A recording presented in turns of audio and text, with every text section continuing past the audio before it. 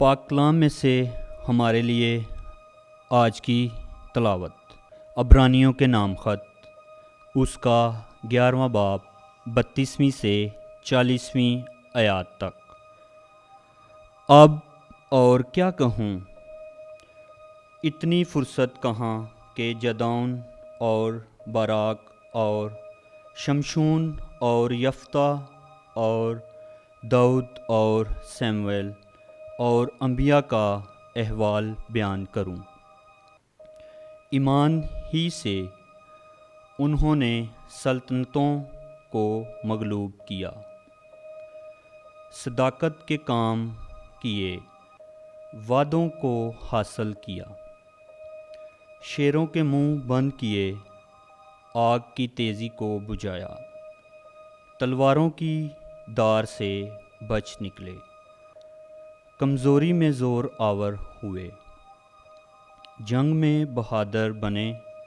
غیروں کی فوجوں کو بھگا دیا، عورتوں نے اپنے مردوں کو پھر زندہ پایا، بعض مار کھاتے کھاتے مر گئے مگر رہائی قبول نہ کی،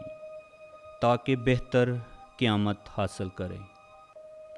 بعض ٹھٹھوں میں اڑائے جانے اور کوڑے کھانے، بلکہ زنجیروں اور قید کی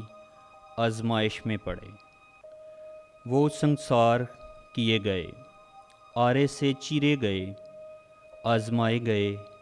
تلوار سے مارے گئے، وہ بھیڑوں اور بکریوں کی کھال اوڑے ہوئے، محتاج اور مصیبت زدہ اور مظلوم ہو کر مارے مارے پھرتے رہے۔ دنیا ان کے لائق نہ تھی، وہ بیابانوں، پہاڑوں، غاروں اور زمین کے گڑھوں میں سرگرداں رہے، اور ان سب نے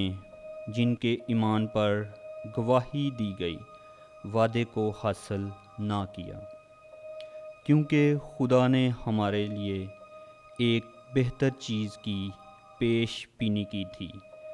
تاکہ وہ ہمارے بغیر کامل نہ کیے جائیں۔ پاک کلام کا پڑھا اور سنا جانا ہم سب کے لیے باعث برکت ہو۔ خدا کا شکر ہو۔